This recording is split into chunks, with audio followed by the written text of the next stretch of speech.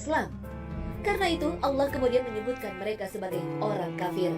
Meskipun dia mengaku kepada Nabi bahwa perbuatannya itu hanya candaan dan senda gurau belaka. Peristiwa sejarah ini sebagaimana terekam dalam Al-Quran Surah At-Taubah, di mana Allah SWT berfirman, "Dan jika kamu tanyakan kepada mereka tentang apa yang mereka lakukan itu, tentu mereka akan menjawab, sesungguhnya kami hanya bersenda gurau dan bermain-main saja." Katakanlah, apakah dengan Allah, ayat-ayatnya dan Rasulnya kamu selalu berolok-olok?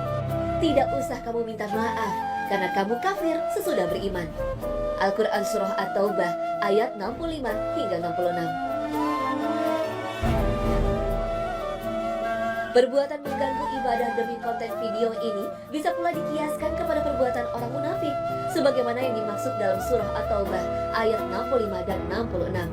Karena ketika pelaku ditanya mengapa melakukan hal itu, pasti jawabannya sama, bercanda dan bermain-main. Bercanda atau bermain-main dalam hal yang menyangkut masalah keimanan dan beribadah tentu sangat tidak pantas, bahkan sangat dilarang. Sebab agama sebagai petunjuk dan pedoman hidup sejatinya untuk ditaati, bukan untuk diolok-olok, bukan juga untuk dibuat objek mainan dan candaan.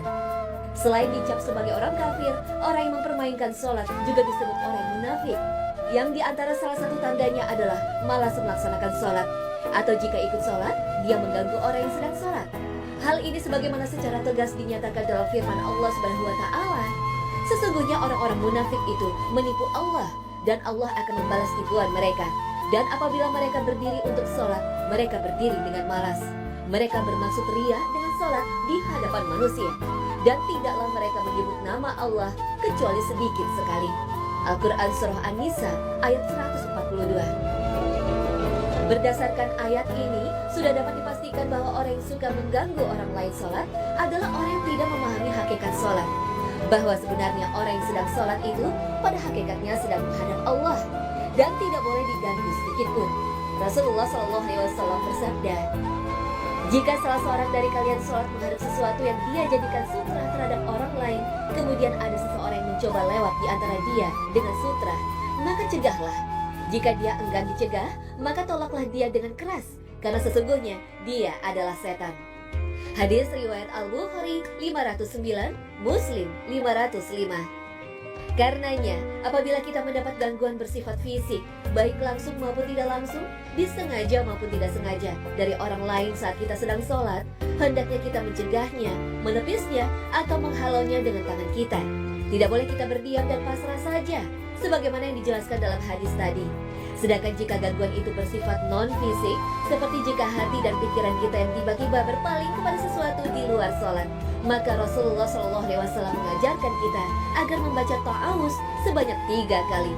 Sebagaimana dinyatakan dalam hadis dari Utsman bin Abil Ash bahwa dia berkata, "Wahai Rasulullah, setan telah menghalangi antara aku dan sholatku serta mengacaukan bacaanku."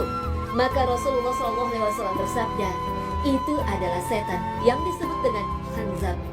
Jika engkau merasakan sesuatu gangguan, maka bacalah ta'awuz dan meniuplah ke kiri 3 kali." Utsman mengatakan, "Aku pun melakukan itu dan Allah pun menghilangkan was-was setan dariku."